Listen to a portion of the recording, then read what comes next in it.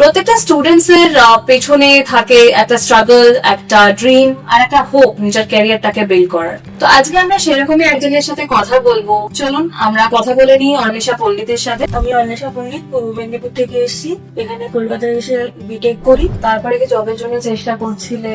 হ্যাঁ, আমি অনেক জায়গায় ইন্টারভিউ দিতে যাই, দেন ফ্রেশার্সের জন্য রিজেক্ট করে। হ্যাঁ। তো how did you know about this? আমি কর্মক্ষেত্র থেকে দেখেছিলাম ডিসান একাডেমি সম্পর্কে, দেন আমি ওয়েবসাইটে সার্চ করি, দেন কল করি। তো তুমি এখন সাকসেসফুলি ল্যান্ডেড আ জব। সো একটা কোয়েশ্চেন আমি তোমাকে জিজ্ঞেস করবো যে তুমি ডিশন জয়েন করার আগে যেরকম স্টেজে ছিলে আর এখন একটা জব করছো ফুল টাইম, তো হাউ ইজ দ্য এক্সপিরিয়েন্স? তোমার নিজের কি মনে হচ্ছে যে তোমার মধ্যে কি ডিফারেন্স হয়েছে, কি কি চেঞ্জেস এসেছে? অবভিয়াসলি চেঞ্জেস এসে ফার্স্ট আমি তখন কিছু করতাম না, দেন আমি এখন একটা ফুল টাইম জবের সঙ্গে যুক্ত, তো আমার কনফিডেন্স বেড়েছে, গ্রুমিং হয়েছে।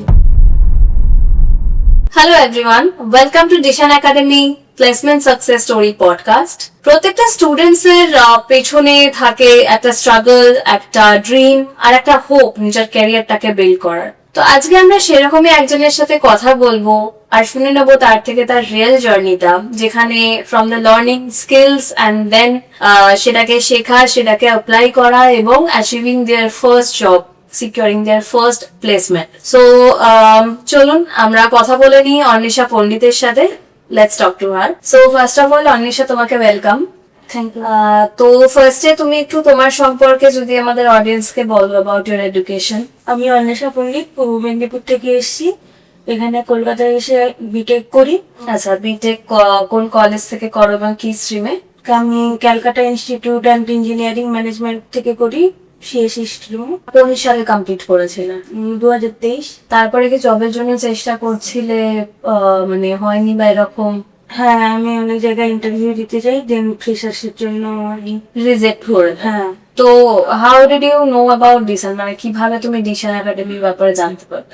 আমি কর্মক্ষেত্র থেকে দেখেছিলাম ডিসান একাডেমি সম্পর্কে, দেন আমি ওয়েবসাইটে সার্চ করি, দেন কল করি। তো তুমি যখন ডিশন একাডেমিতে এলে তো আমাকে একটু বলো যে প্রসিডিউরটা, মানে কিভাবে তুমি হেল্প পেয়েছো এন্ড ওয়েব ডিজাইন কোর্সটা কিভাবে চুজ হলো, মানে তোমার কতটা মানে কাউন্সিলর কিভাবে হেল্প করেছিল, সেটা যদি আমাদের অডিয়েন্সকে একটু প্রসেসটা বলো। আমি ফার্স্ট একটু কনফিউজ ছিলাম কোন কোর্স নেব, দেন আমি ভাবি যে আমি বিটেক করে এসেছি, তো কোডের সম্পর্কে একটু হলেও জ্ঞান ছিল, তো আমাকে কাউন্সিলর বললো তো ওয়েব ডিজাইন বেস্ট নিতে। তো তুমি রিসার্চ করেছিলে তখন যে ওয়েব ডিজাইন কি হয় বা এরকম কিছু? হ্যাঁ, কিছুটা জানতাম। আচ্ছা অন্বেষা, তো তুমি বললে যে তুমি এখানে ওয়েব ডিজাইন কোর্স চুজ করেছিলে, তো আমাদের অডিয়েন্স যারা জানে না যে ওয়েব ডিজাইন কোর্সটা এক্স্যাক্টলি কি হয় বা ওয়েব ডিজাইনের মধ্যে কি কি কম্পোনেন্টস থাকে, তো তুমি যদি তাদেরকে একটু বলে দাও যে কি রকম কি তুমি শিখেছো, কি কি সেগমেন্টস থাকে ওখানে। আমি এখানে HTML, CSS, JavaScript, bootstrap basic to advance শিখেছি, দেন গিটহাব আর কন্টেন্ট ম্যানেজমেন্ট সিস্টেমের জন্য উইক্স, শপিফাই, ওয়েবফ্লো, এই তিনটে শেখানো হয়েছে। তো thank you for sharing the information. যারা জানতো না তারা বুঝে যাবে ওয়েব ডিজাইন কি থাকে। এবার আমাকে বলো যে এখানে তুমি ক্লাসেস কি রকম ছিল আর ট্রেনারের থেকে তুমি কতটা হেল্প পেয়েছো। ধরো আমাদের এরকম থাকে না যে ডাউট কিছু রয়ে গেল, সেগুলো ডাউট ক্লিয়ারিং সেশন থাকতো কিনা, সেগুলো নিয়ে যদি একটু কিছু বল। এখানে আমরা সপ্তাহে 3 দিন 2 ঘন্টা করে ক্লাস পেতাম, দেন ক্লাসের পরেও আমাদের যদি কোনো ডাউট থাকতো ট্রেনাররা অন কল বা হোয়াটসঅ্যাপ আমাদের গাইড করতেন। আর এর সাথে সাথেও যে প্লেসমেন্ট সাপোর্ট বা গ্রুমিং সেশন, যেগুলো তোমার ইন্টারভিউ ক্র্যাক করতে সুবিধা করে বা রেজিউমে কিভাবে বিল্ড করতে হবে, পোর্টফোলিওস, সেগুলো কি শেখানো হতো এখানে? হ্যাঁ, আমাদের প্রতি শনিবার উইকেন্ডে একটা করে ক্লাস থাকতো এই গ্রুমিং সেশনের জন্য। তো সেটা কি কোনোভাবে হেল্প হয়েছে যে সিভি বিল্ড করতে এবং কনফিডেন্স বুস্ট আপ করতে? হ্যাঁ, অনেকটাই। আচ্ছা, তো আর একটা জিনিস যেটা ডিশন একাডেমি প্রোভাইড করে থাকে, which is internship. You got already the internship, you have already had the internship. তো ইন্টার্নশিপটা তোমাকে কিভাবে হেল্প করেছে? মানে আমরা যেটা অনেকে বলি যে না, আমরা তুমিই বললে যে ফ্রেশার ছিলাম তখন ইন্টারভিউ দিতাম, মানে রিজেক্ট হয়ে যেত বা ফ্রেশার বলে নিত না। তো ইন্টার্নশিপটা একটা পুরো রিয়েল টাইম প্রজেক্টসে তুমি কাজ করেছিলে, তো সেইটার এক্সপিরিয়েন্সটা কিরকম ছিল? ইন্টার্নশিপে লাইভ প্রজেক্টে আমি কাজ করার পরে আমার নিজেকে অনেকটা গ্রুম করতেও সুবিধা হয়েছে, কনফিডেন্স বিল্ড হয়েছে।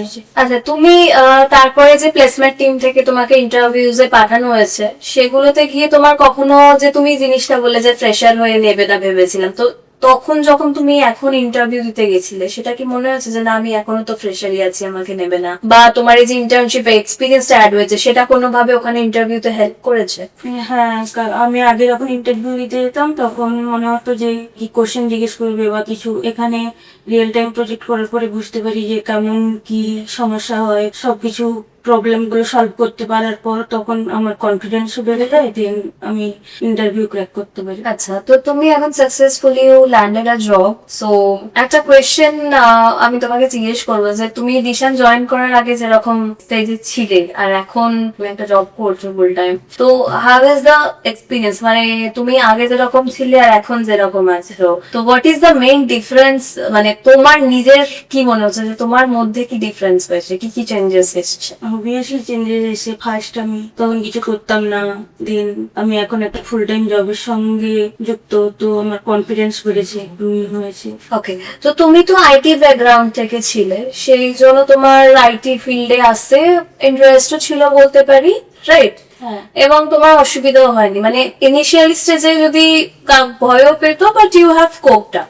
তো এখানে অনেকেই থাকে যারা confuse and also from the non IT background too, তো তাদেরকে তুমি কিছু ভাবে সাজেস্ট করবে যে তারা যদি আসতে চায় বা তারা যদি নন আইটি ফিল্ড হয়েও যদি আইটি কোর্স তারা করতে পারবে কিনা? হ্যাঁ, অবভিয়াসলি করতে পারে, কারণ এইখানে আমাদের পুরো টোটাল বেসিক থেকেই শেখানো হয়। যারা কম্পিউটারটা জানে শুধুমাত্র তারা এখানে এসে জয়েন করতে পারে। আর আইটি মানে একটা, তুমি যদি বলো যে আইটি মানে অনেকের একটা স্টিগমা থাকে যে it's all about coding and মানে বিভৎস লেভেলের হাইফাই ব্যাপার স্যাপার, তো নন আইটি ফিল্ডরা সেটা তো একটা ভয় পায় আসতে। তো সেখানেও তুমি যদি ওদেরকে একটু সাজেশন দাও বা ওদের কনফিউজড যে ওরা হয়ে আছে, তাদেরকে যদি তুমি কিছু বলো যে ইটস নট অনলি অ্যাবাউট যে কোডিং, তুমিও করেছো and how you get help from Dishan in that part.